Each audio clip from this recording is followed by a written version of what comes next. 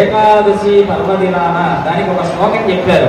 ఏకాదశో భవత్యాయు, ఆరోగ్యంగా లేనటువంటి వారికి ఏకాదశి ఉపవాసానికి మించిన ఔషధి లేదు. ఏకాదశో భవత్యాయు అర్థలాభో జయస్తథ.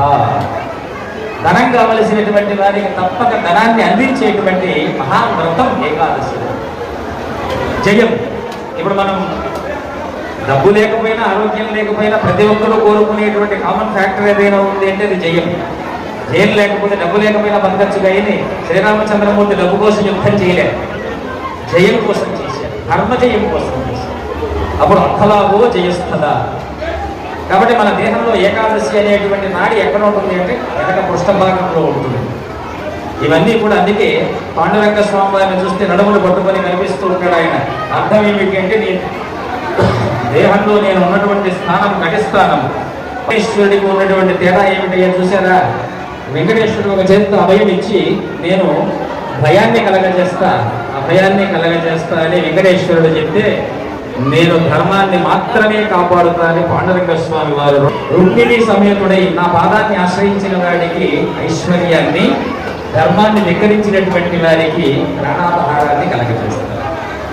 అందుకే మనం చేసిన పాపాలు ఏమన్నా ఉన్నాయి తెలియకుండా భయంగా ఉన్నది ఎవరైనా ఏదైనా చెప్తున్నారు అంటే ఏకాదశి రోజు మనం ఇక్కడికి వచ్చి శ్రీకృష్ణ జయకృష్ణ శ్రీకృష్ణ జయకృష్ణ అనుకుంటూ చెయ్యాలి. ప్రతి ఏకాదశికి ఇదే వ్రతం. ఎప్పుడైనా కుదరలేదు అనుకుంటే తొలి ఏకాదశి, వైకుంఠ ఏకాదశి రెండూ కూడా సంవత్సరానికి 2 గంటలట.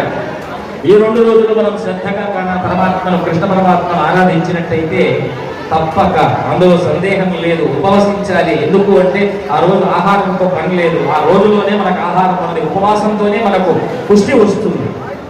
కాబట్టి ఏకాదశో భవత్యాయో, ఆయుర్దాయం కోరుకున్న వాళ్ళు ఏకాదశి ఉపవసించండి. జయాన్ని కోరుకున్నవారు ఏకాదశి ఉపవాసం చేసి కృష్ణనామాన్ని భజన చెయ్యండి.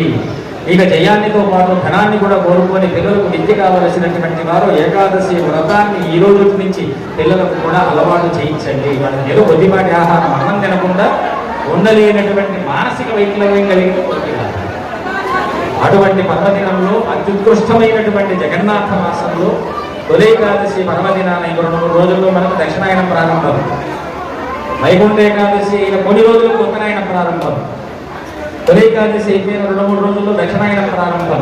ఇంకా అక్కడి నుంచి మనల్ని కాపాడాల్సినటువంటి బాధ్యత ఎవరిది?